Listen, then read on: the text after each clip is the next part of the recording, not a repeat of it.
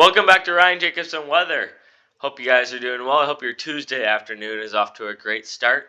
Let's get right into the video for today. And today we're going to be discussing this previous major severe weather outbreak, what we just experienced across the U.S. these last couple of days. And we're going to be kind of breaking it down. We'll be talking about some storm reports and show what actually occurred to what was actually forecasted and expected. So we'll start here with Friday here, and this was our beginning of this severe weather outbreak. And this was a major severe weather outbreak. Up to a week before this outbreak occurred, we were already talking about this event being a large possibility for a major tornado outbreak. There's just so many good tornado parameters in place, you could say. There's very strong winds aloft. There's a lot of humidity out in front of the storm system. So everything was just lining up, and this caused a high risk for severe weather, the first of 2025.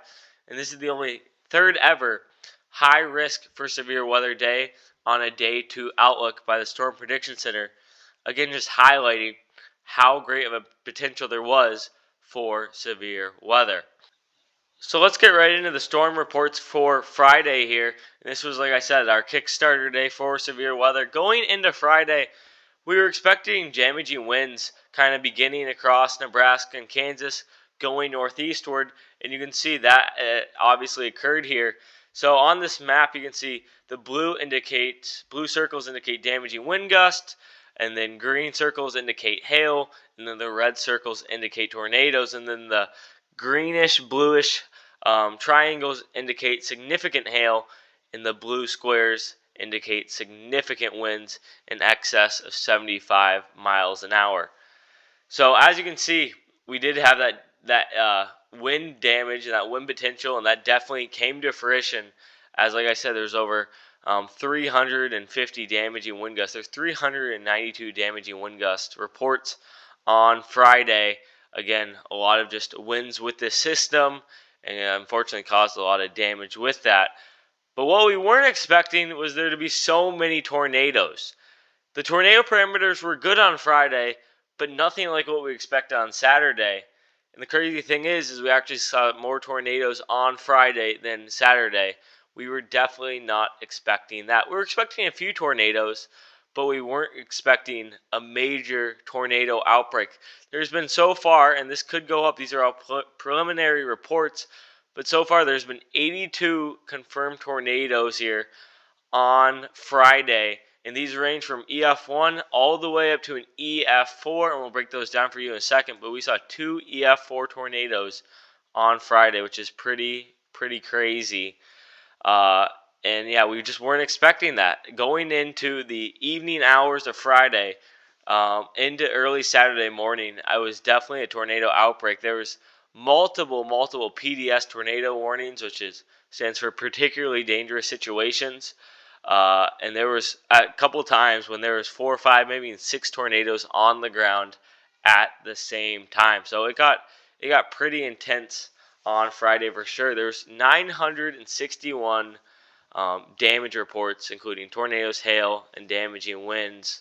So it was a very, unfortunately, active day for severe weather. And I would say it even exceeded my expectations. I think it definitely exceeded the tornado expectations. No one, I don't think, was expecting to see a surplus of 80 tornadoes on Friday. So definitely a tornado outbreak of mass proportions, unfortunately.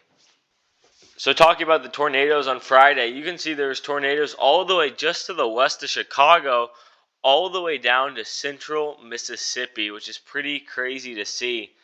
There's one right here, just in Elgin, just to the northwest of Chicago. And not all of these have been rated yet. So this one right here, let me see magnitude. So this was just an EF0 tornado, so it was a smaller guy. But still a tornado nonetheless. Kind of that main spot was across Illinois and Missouri and Arkansas, where we saw a bunch of tornadoes. Even going into southern Indiana, there's definitely a few tornadoes there as well. And then, sorry about that, going into Mississippi there, and then as well as in southern Arkansas, we saw a couple more. Let me break this down for you guys real quick here. Let's see, we'll go EF3 plus. So these are all of our tornadoes that occurred on Friday. They're EF3 plus. So we saw one. This is an EF3 tornado in Des Arc. That is Missouri. We saw another one in Butler County, Missouri. EF4 tornado in Diaz, which is Jackson County, Arkansas. So Diaz, Arkansas, unfortunately got hit, and there was major damage there, as there was an EF4 tornado. And then we also saw an EF4 tornado in Larkin, Arkansas. So that was another major tornado as well.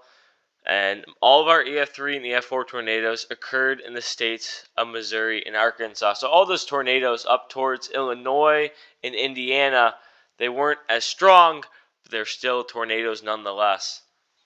Here's the significant hail that we saw on Friday, and as you can see, we saw significant hail in Texas, Louisiana, Missouri, Illinois, even going into portions of Kentucky, and there's definitely some significant hail with this. Let's look at some of the reports real quick. And there was a couple spots. Owensboro, Kentucky, 2.75-inch hail, 2 3/4 inch hail, which is pretty crazy. We also saw Christian County, Missouri, which is Highlandsville. We saw, again, 2.75-inch hail. So 2 3/4 inch hail, which is, let me go over the scale here real quick. Here's the hail size comparison chart. And that is equivalent to baseball size hail.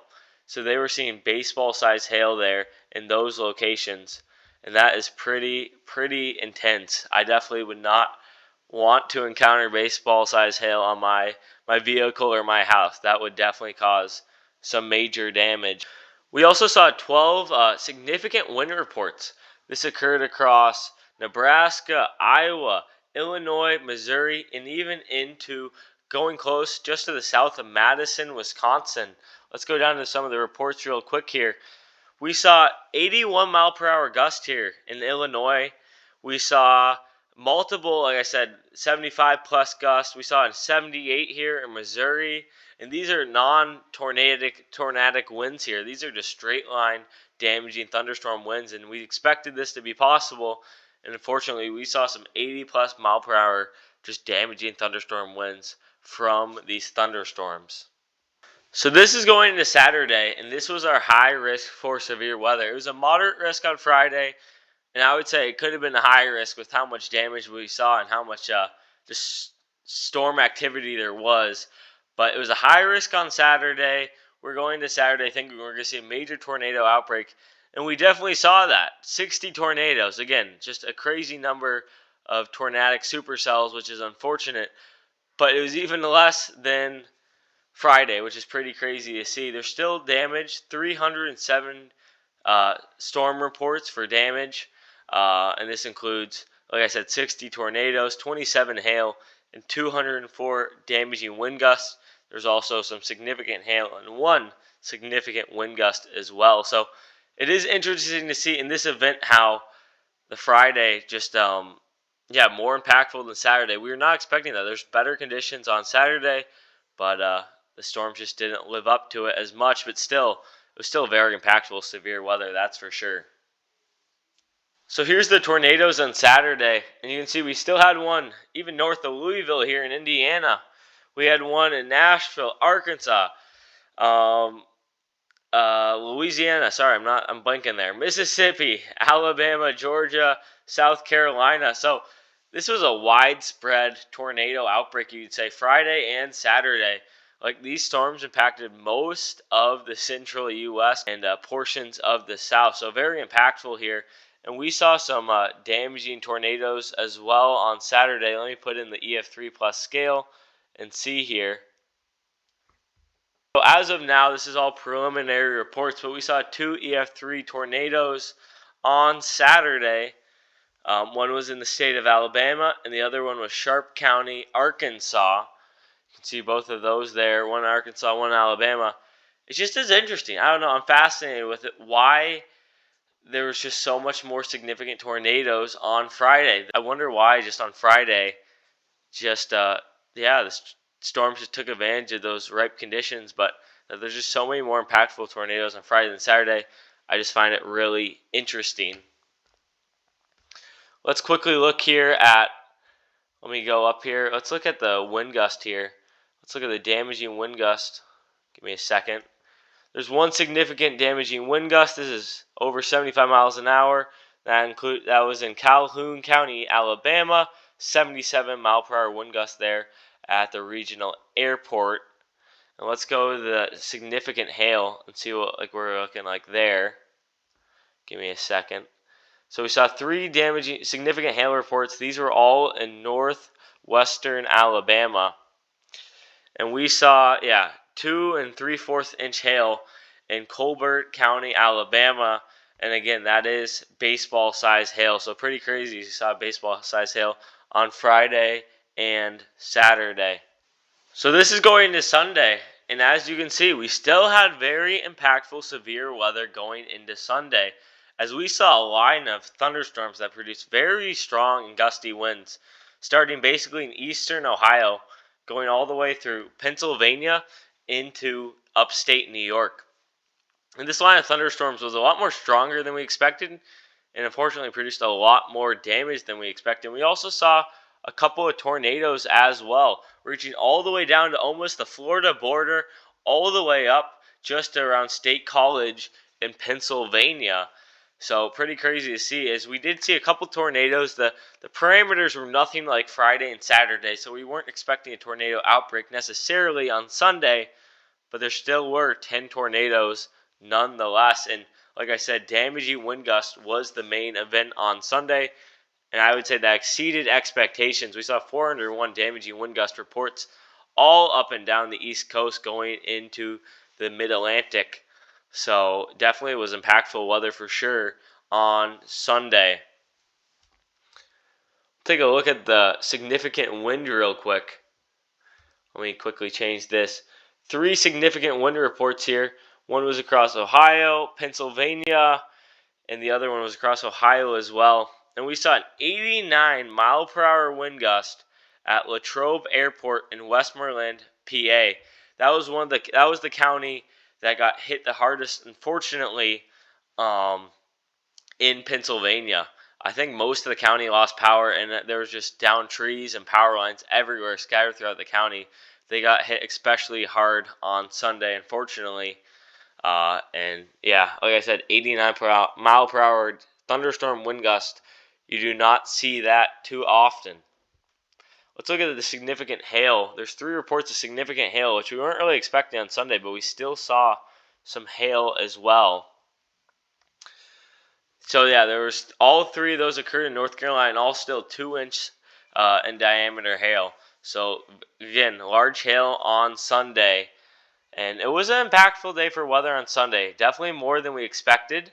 And like I said, we saw 10 tornadoes as well. All of those were a little bit weaker, which makes sense because just the tornado parameters were not in place. Let's see here.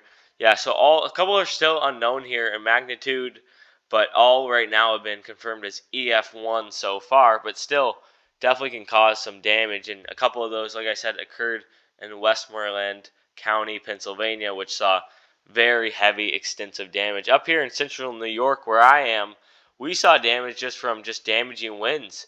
That line of thunderstorms came through, and a lot of places around here lost power, and a lot of trees and power lines came down as well, unfortunately. So overall, this event, these last 3, Friday through Sunday, this last severe weather outbreak was very, very strong and powerful, and I would definitely say it lived up to the hype. Like I said, we were forecasting this, a week out, as just those ingredients were coming together so well on the models, and we really thought that this could be a major severe weather outbreak, and that definitely happened, starting all the way, just right out of the Rockies, all the way up into upstate New York, all the way into Florida. So I would say definitely lived up to the hype. I would say the only day that almost underexceeded, and it still didn't, was Saturday with the high risk potential. And we still saw 60 tornadoes. So unfortunately, this was a very impactful event, and I do believe that there was over 40 casualties throughout these 3 days, which is just very, very saddening to hear. And I, I pray for all those families dealing with this. I can't imagine, and it's terrible to see those casualties in these in these large severe weather outbreaks. But yeah, so that's kind of just a recap of my thought process with this previous severe weather outbreak. I find it fascinating going over the storm reports and kind of showing expectations versus reality. And I would say that with this storm, I would say that reality is it was even more substantial than we even thought. I was not expecting there to be so many tornadoes on Friday, and I was definitely not expecting there to be so much damaging wind gusts and damaging wind here across Pennsylvania and New York on Sunday as well. So that kind of wraps it up. I appreciate all you guys stopping by. Can you just keep checking back for daily updates? And I hope you guys have just a great rest of your day.